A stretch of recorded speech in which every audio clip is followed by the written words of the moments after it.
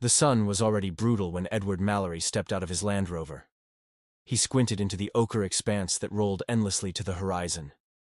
Even at 7 a.m., the desert pulsed with heat like a living thing, dry and watchful. He pulled his canvas hat tighter, the brim already crusted with salt from sweat. He adjusted the strap of the leather satchel slung over his shoulder. A notebook peeked out, its corners frayed, pages bloated from sun and ink. Edward had always loved silence. But not like this. Not the kind that swallows you whole. Leaves no echo when you speak. The kind that made you wonder if you existed at all. He took a slow breath and scanned the dunes, as though they might blink and reveal a path. There was none, of course. Just wind-carved ridges and the shimmer of mirage, where the sky bent and lied. Somewhere out there, about 70 kilometers west, was a ruined French Foreign Legion outpost. A forgotten relic. That was the prize. His thesis depended on it, or so he told his department. But the truth was more complicated. Edward wasn't here for the rocks. He was here to disappear. He had left Heathrow 2 weeks ago, with a one-way ticket and a half-empty suitcase. A man with degrees and credentials but no tether. No wife. No children. Not anymore. The divorce papers had been signed in a solicitor's office 6 months ago. But the absence of Emma's voice still hung in his life, like unburned smoke, and Sam, God his son, was a ghost he carried everywhere. He opened the satchel and pulled out a faded photograph, the three of them at Brighton Beach. Emma's wind-tossed hair. Sam mid-laugh with an ice cream cone. Himself, half smiling, not yet aware that joy can vanish faster than breath. He put the photo back. The Land Rover sputtered behind him. The idle a sickly rattle. He knew the engine wasn't sound. The last fuel stop had been at a Tuareg village whose name he couldn't pronounce. He hadn't seen another soul since. The GPS was barely functional. Intermittent signal. Possibly sand-choked circuits. He'd shrugged it off. He didn't need it. He'd come prepared. Or so he thought. Now, the temperature climbed like a silent threat. Sweat pooled at the base of his neck. He opened a canteen and drank sparingly, 2 measured sips. The water tasted of metal and heat. It didn't matter. He would reach the outpost, document the site, and return. A week, maybe 10 days. He had rations for 15. He repeated it like a prayer. 10 days. Rations for 15. I'm not reckless. But something inside him stirred. An instinctual twitch of doubt. He had buried the sensation under academic logic and logistical charts. Still, it returned. As persistent as the sun. He climbed a dune and stood at its peak, surveying the emptiness.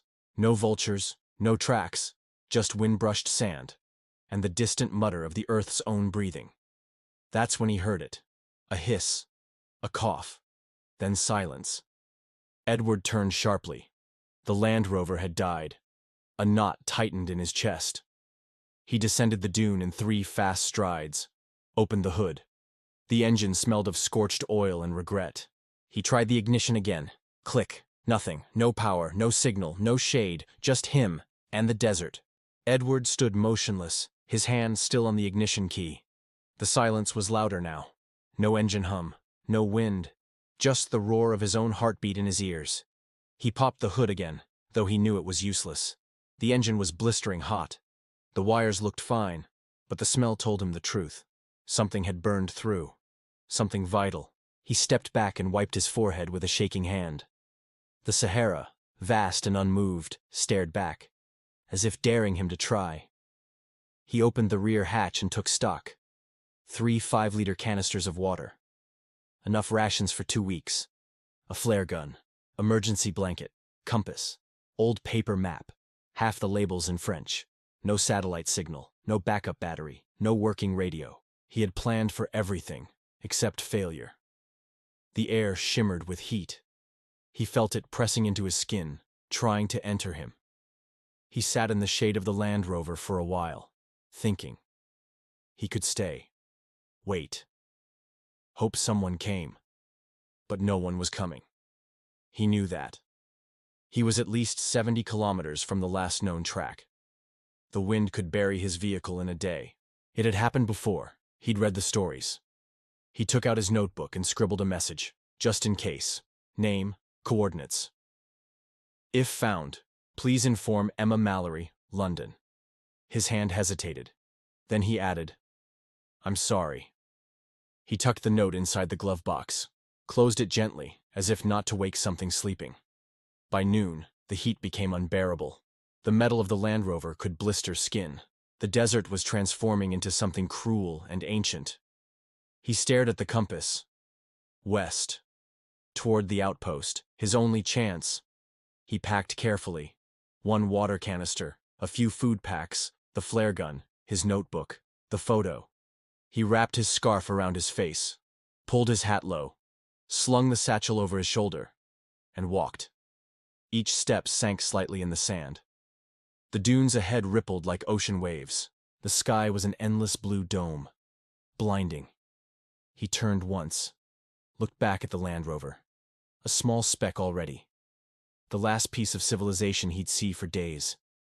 He kept walking. An hour passed, then another. The sweat stopped. That was bad. His body was conserving moisture.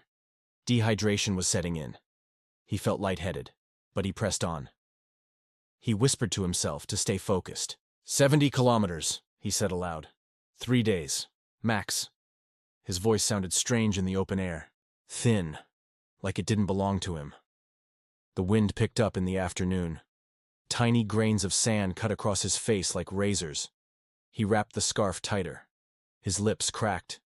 He sipped water, carefully. Just enough to wet his tongue. By nightfall, the temperature dropped sharply. The desert turned cold like a stone. He found a shallow dip in the sand and laid down. No fire. Just stars and silence. He stared upward, eyes wide, body aching. Somewhere in the stillness he thought he heard footsteps. But it was just the wind. Always the wind. He closed his eyes and dreamed of oceans. And then, of Sam, laughing in the waves. When he woke, his throat was sandpaper. His skin burned despite the cold. His legs ached with every step. But he kept moving, because stopping was death, and he wasn't ready. Not yet. The desert changed after the second day. It no longer felt like a place. It felt like a test. A slow unraveling of everything human inside him. Edward's feet blistered beneath cracked leather boots. His skin peeled at the nose and neck. His lips bled every time he tried to speak. Still, he didn't stop. West. Always west. The compass needle had become his god. He followed it with the obedience of a dying man. The heat no longer scared him. He was beyond fear now. There was only movement. And silence. On the third morning, he passed something strange. A metal post, half buried in sand. Faded red paint. Possibly a marker. Or a warning. He knelt beside it, brushing away the sand. French lettering. Péril mortel. Mortal danger. He stared at the words for a long time, then stood and walked on. That night he ran out of canned food. He chewed dry bread in the dark, swallowing with difficulty. His stomach ached with emptiness. His tongue had gone numb. The stars seemed closer now, like eyes, blinking without warmth. He talked to them, told them about Emma, about Sam, about the day he left, the things he didn't say, the things he should have. The stars didn't answer. On the fourth day, hallucinations began. He saw water ahead, shimmering pools beneath date palms, but they vanished when he got closer. He saw a child walking next to him, brown-haired, laughing. "Sam," he whispered. But there was no one there. He saw birds circling once, then realized they weren't there at all. Just the sky, spinning. He dropped to his knees at one point, sobbing. Sand clung to his tears. He dug a shallow pit with his hands, then screamed into it. His voice cracked, the sound swallowed whole. He thought about dying, not in a grand way, just fading, letting the desert take him. But something small inside him refused. A flicker, a spark. "Keep going," it said. "Keep going." On the fifth morning he found something, a wrecked jeep, mostly buried, rusted and stripped, a relic from some other lost traveler. The door creaked open. Inside, a single plastic bottle. Sun-bleached. But water. Stale. Precious. He drank half, saved the rest. In the glove box, a knife. A map with circles drawn in red ink. And a photo. A man and a woman smiling. He sat in the wreck for hours, just breathing, not moving, letting the metal hold him. He wasn't the first to be lost here. Maybe not the last. He took the knife, the water, the map, buried the photo in the sand, said nothing, just nodded. Once, like a promise. That evening, the wind howled louder. A storm was coming. He tied his scarf across his face, dug into the side of a dune for shelter. As the sand rose around him, stinging, blinding, he curled up and whispered one word. Home. The storm didn't pass until dawn. Edward lay in the hole he'd dug, wrapped in sand and silence. His body ached, but he couldn't sleep. The wind kept him alert, made him wonder if it was alive. The air smelled like salt and decay. It pressed against him like a weight. When the sun rose, it burned in a raw, jagged arc. He crawled out of the sandpit, shaking the grains from his sleeves. The world looked different now. Bleached, as if the storm had stripped everything of color. His vision was blurry, his head throbbing. He forced himself to stand. The next dune rose like a great wall in front of him. He climbed it slowly, one agonizing step after another. His legs felt like lead. He reached the top and stopped. A mirage shimmered on the horizon. But this time, it was real. There, in the distance, a patch of green. The outline of something, no, someone, a figure, moving against the burning wind. For a moment, he couldn't breathe. He blinked, rubbed his eyes. It couldn't be. He squinted harder. The figure was real. A man. A traveler. Or just his mind playing tricks. But then the figure turned, and he saw the shape clearly. A man. No, not just a man. A corpse. Slumped against a twisted palm, wrapped in ragged clothes. The body was half buried in sand. Dried blood stained the clothes. Edward's stomach flipped. He ran down the dune, pushing past exhaustion. His heartbeat hammered in his ears. When he reached the body, he hesitated. The corpse had the look of a man who had given up long before the end. The face was pale, eyes staring blankly at the sky. No sign of life. Edward knelt, trembling. He checked the body for water. There was none. No supplies. Just the same, endless wasteland. He couldn't stop himself. His hands trembled as he searched the man's pockets. The clothes were thin, weathered. There was nothing left. Edward stepped back, gasping for air. The reality of the desert, raw and brutal, had never hit him harder. The sand felt like a grave. The body was just another casualty of this place. He tried to swallow, but his throat was dry. There was no comfort here, just the body, the desert, and the crushing weight of being alone. He glanced up at the sky. No hope. The mirage was fading now, just a memory of green. The world had gone silent again, like a death sentence. Edward stumbled back toward the dunes. His legs gave out for a moment. He caught himself. A sob caught in his throat. Why wasn't he dead yet? He had walked so far, wasted so much time. This was the turning point. He could feel it in his bones. The moment when hope starts to drain away like the last drops of water, and you can't tell if you're fighting to survive, or just fighting to keep from falling apart. He turned his back on the body, ignoring the desperate urge to look again. No more. He couldn't afford to look back. His gaze fixed on the horizon, where there was nothing but sand. He set out again, one foot in front of the other, because he had no choice. The outpost was still out there, maybe. Or maybe it was just another lie the desert had whispered to him. But he kept moving. His footsteps left no trace. The desert swallowed them whole.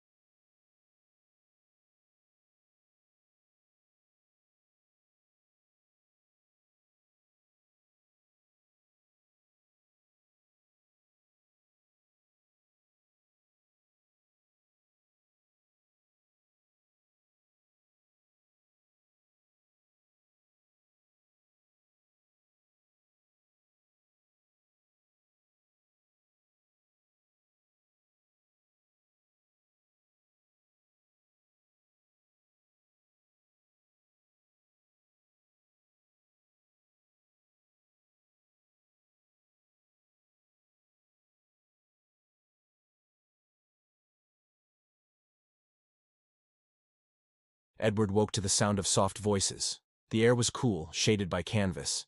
He blinked, slowly adjusting to the dim light. He was in a tent. The fabric walls shifted with the wind. Somewhere nearby, a goat bleated softly. A pot clanked over a small fire. He moved his arm and winced. Bandages wrapped his hands and forearms. His lips had been treated. Someone had cleaned the blood and dirt from his face. He was alive. Somehow. A man entered the tent, the same nomad from the desert, older now in the light, eyes full of quiet wisdom. He smiled and handed Edward a bowl of broth. Edward took it with shaking hands. The warmth made him weep. He didn't speak for hours. There were no words that could hold what he'd lived through. The desert had taken him apart, piece by piece, and now it was giving him back. A different man, a man who knew the shape of death, who had tasted it and turned away. Days passed in silence. The nomads tended to him without questions. They asked nothing of him. In their stillness, he found healing. He began to write again, in the back of his notebook. Not research, not data, just memory. He wrote about the sandstorm, the corpse beneath the palm, the hallucinations, Sam's laugh, Emma's eyes, and the silence. Always the silence. After a week, the nomad who had saved him offered a camel. A guide would take him east to a road, then to a town, then the world. Edward hesitated. The desert was behind him, but it would never fully let him go. He stood at the edge of the camp that morning, watched the sun rise over the dunes. It no longer looked cruel. It looked ancient, alive, as if it had simply been doing what it always did, stripping away the unnecessary, leaving only truth. Edward opened his notebook, tore out the last few pages. He folded them carefully, walked to the edge of the camp, dug a small hole at the foot of a dune, buried the pages like a part of himself, not as a goodbye, but as a mark, a testament. Then he turned, climbed onto the camel. The guide nodded. They set off across the sand, east, toward life, toward the world, toward what came next. Edward didn't look back. He didn't have to. The desert was inside him now, and he was still walking.